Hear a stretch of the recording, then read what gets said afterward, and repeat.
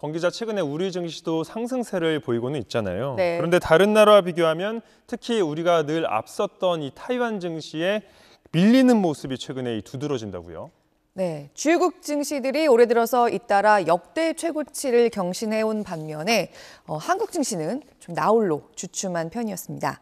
중국 증시 정도를 제외하면 주요국 가운데서 한국만 2021년에 기록한 전 고점을 회복하지 못하고 있다고 해도 크게 틀린 말이 아닌데요.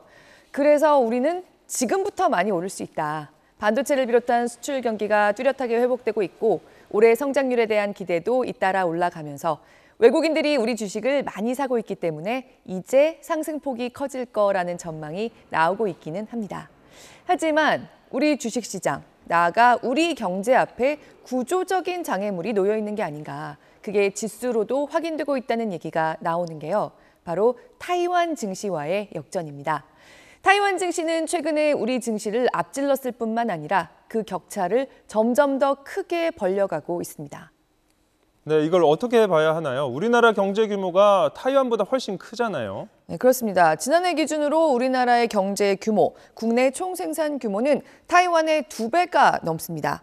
그런데 지금 타이완 증시의 시가총액은 이 그래프에서 보시는 것처럼 코스피와 코스닥을 합친 우리 증시의 시가총액을 급속도로 추월했을 뿐만 아니라 그 격차를 빠르게 벌려서 20여 년 만에 가장 큰 차이가 날 정도입니다.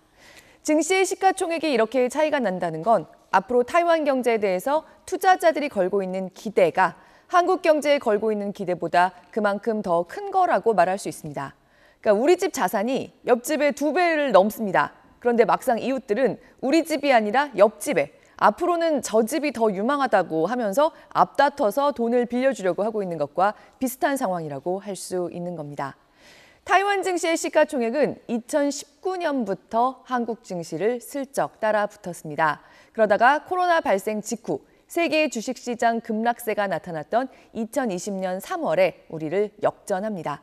한국 증시가 바로 재역전시키긴 했지만요. 타이완과 예전 같은 격차는 다시 벌리지 못하고 계속 비슷한 규모를 유지하다가 2021년 11월에 또 역전당합니다. 그 뒤로는 그야말로 엎치락 뒤치락 하다가 올해 2월에 역전당한 뒤로는 본격적으로 격차가 벌어지기 시작해서 한국 증시가 유지해온 과거의 우위를 한동안 다시 되찾기 힘들어 보이는 수준까지 벌어졌습니다. 네, 문제는 이 격차가 최근에 더 벌어지고 있다는 거겠죠. 네, 지금의 인공지능 열풍과 관련이 있습니다. 타이완의 대표 기업인 반도체 제조사 TSMC가 지금의 AI 붐 가운데서 가장 유망한 회사 중에 하나로 떠올랐기 때문입니다. 타이완이나 우리나 반도체 수출이 경제의 핵심이란 점이 똑같은데요. 타이완 대표 기업인 TSMC와 우리 삼성전자의 최근 주가 추이를 비교해 보면 지금 AI 열풍 속에서 투자자들이 어느 회사로 몰리고 있는지 더욱 극명하게 보입니다. TSMC는 우리 증시의 삼성전자 같은 대장주입니다. 타이완 증시에서 차지하는 비중이 30%가 넘습니다. 그런 TSMC로 자본이 몰려들면서 타이완 증시 전체가 힘을 받고 올해 역대 최고치를 돌파했습니다. 그런데 과연 AI 붐이 이유의 전부일까? 그러니까 격차는 올해 들어서 눈에 띄게 벌어지고 있는 게 맞지만 이미 몇 년째 우리 경제 규모의 절반도 안 되는 타이완 증시와 엎치락 뒤치락 해온 점은 AI 붐만으로는 설명이 안 됩니다. 우리 경제를 근본적으로 받쳐온 기술 제조업이 세계 경제에서 차지하는 비중이 구조적으로 줄어들어온 게 근본적인 문제라는 분석이 나옵니다. 중국 기술 제조업의 세계 속 비중이 커지면서 우리가 차지했던 부분들을 조금씩 잠식당해 오기도 했고요. 2018년에 미중 갈등이 본격화된 이후로 미국도 점점 자국 제조업의 비중을 늘려가면서 한국의 자리가 말 그대로 좁아지고 있는 현실이 우리 경제에 대한 기대를 반영하는 증시 시가총액에 드러나고 있다는 얘기입니다.